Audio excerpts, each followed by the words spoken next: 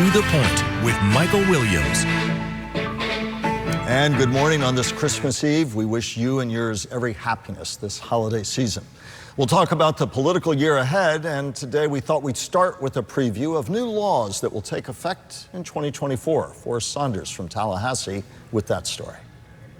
When Florida finds itself in 2024, one of the most controversial new laws blowing up requires elected city officials to disclose finances in greater detail, bringing them in line with many other politicians in the state, like the Florida cabinet and legislature.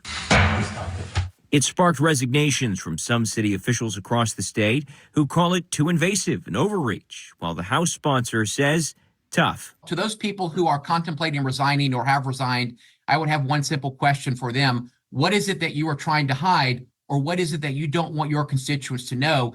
And I would posit that those are probably the very officials that this bill is designed to target. There's also a new law stiffening pretrial release options and preventing judges from setting bonds lower than those established by the Florida Supreme Court. Florida's Move Over law expanding too. In the new year, you're going to need to get over into the other lane or at least slow down for disabled vehicles with their hazards on, or those stopped with at least one person visible. The state's Kid Care program gets an expansion to include more families who need help with their children's medical costs but can't qualify for Medicaid. It'll now cover household incomes up to 300% of the federal poverty level. And if the great outdoors of Florida are calling you, good news. Florida residents will now get to book RV lots and campsites at state parks 1 month before non-residents, a total of 11 months out before reservation date. At the Capitol, Forrest Saunders, WPTV News Channel 5. A lot to keep track of in 2024. Here's the flip side, by the way, to support for that legislation requiring much broader and deeper financial disclosure. All this is our investigative reporter Dave Bowman found out. This is a list of towns in Palm Beach County and on the Treasure Coast where at least one elected official is stepping down before their term is up because of what is now being known as Form 6. Old forms required them to provide general information about finances. As you heard, Form 6 asked for much more specific detail.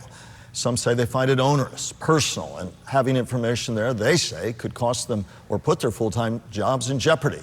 The village of North Palm Beach has been hit hard. 3 of the 5 council members stepping down, including Mayor David Norris, who's been on the council for 27 years.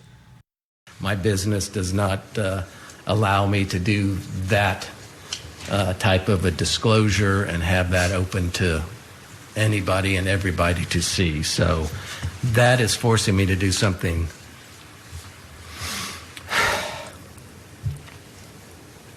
that I don't want to do.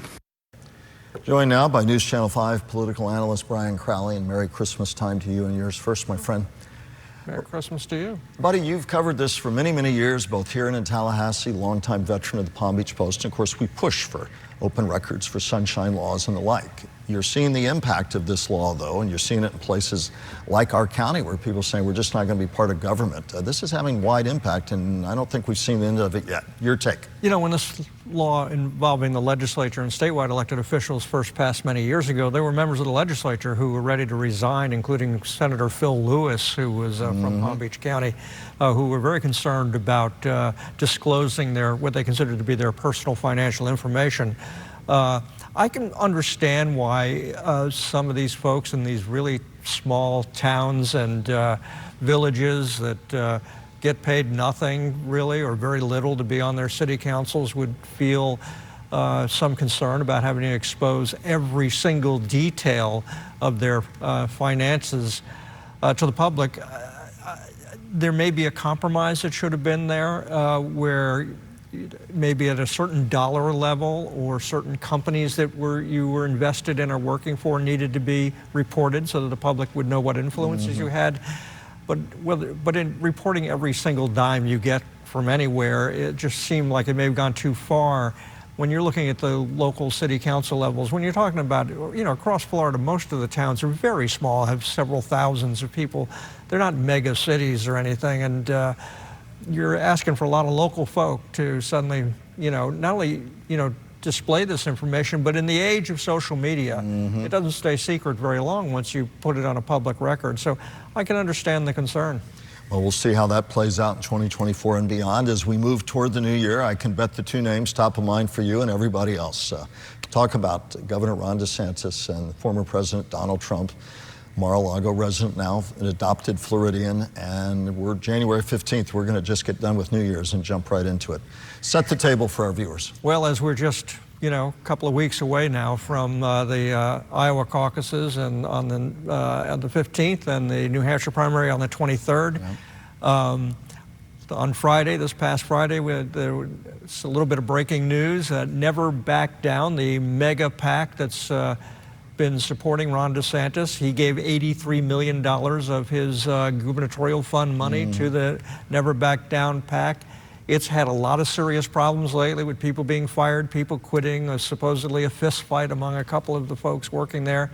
And then on Friday, it was announced that they are going to withdraw $2.5 million in advertising that was planned for Iowa and New Hampshire. To pull out that much of advertising that close to the caucus and primary dates suggests that Never Back Down is in a lot of trouble, and that's been the driving force behind much of DeSantis' campaign. The ad money, the mother's milk of political campaigns. And Brian, as we look to the 15th, you and I've talked about it for the last many months. He started off with such promise and such support across the medium spectrum, it seemed, among conservatives, or many of them, although Trump supporters certainly said you should wait your turn. As we get to the end of the year, all of that promise, the news you just are talking about, really puts an exclamation mark on where Ron DeSantis was and where it appears he is now with the polling, money being pulled. Is there any real chance? Everybody says they're all fighting for second place at best. Well, I'm a big fan of polls. Yeah. Anybody's known you for all the years I have knows that. Even as we get closer and closer. Tongue in cheek. I have less faith in the polls as we get closer and closer. Look, Iowa's capable of surprising. New Hampshire's capable of surprising, so I'm always ready for the surprise. I'm not going to predict an election outcome.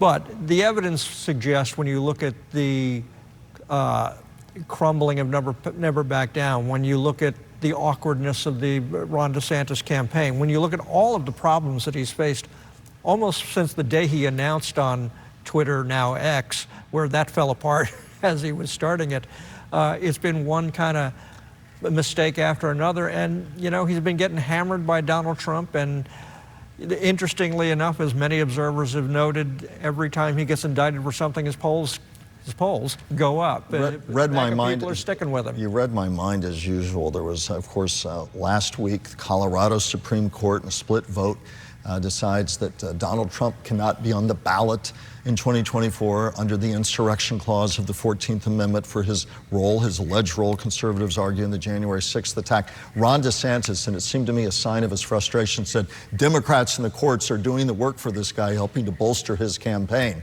And certainly if there was ever a Teflon candidate among conservatives, you've got indictments, you've got what happened in Colorado, on and on and on.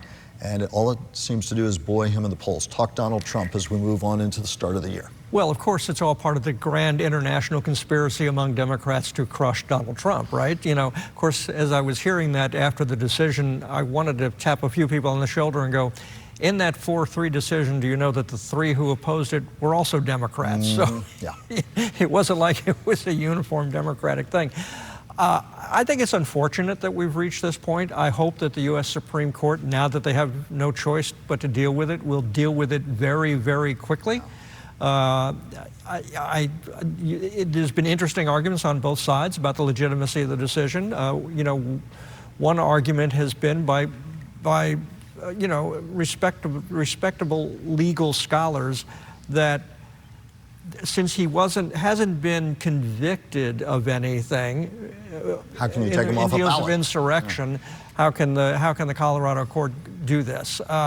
Others have said that it's a perfectly legitimate thing to do, and the U.S. Supreme Court needs to step in and settle this quickly. We'll talk more on the flip side of the break, but if you want to leave our viewers with one marker to look for that will be the signs you talked about, advertising money, that's a key to an old political pro like you. If you want to talk to our viewers, what you want them to look for in January, February, beyond that's going to say which way this is flipping, and perhaps very quickly, what will it be? Well, right now, keep an eye on Nikki Haley. That's kind of like, is she passing Ron DeSantis, as there are indications of? And also, last week, there were some increased scuttlebutt that the Trump people are seriously looking at her as VP. That would be very interesting if all of a sudden, just before New Hampshire and Iowa, they announced that she was going to be the VP. That would take all the air out of Ron DeSantis. We'll see what happens. We'll talk more about that and much more after the break. Ahead, an insurance recap, where we've been and where we may be going next.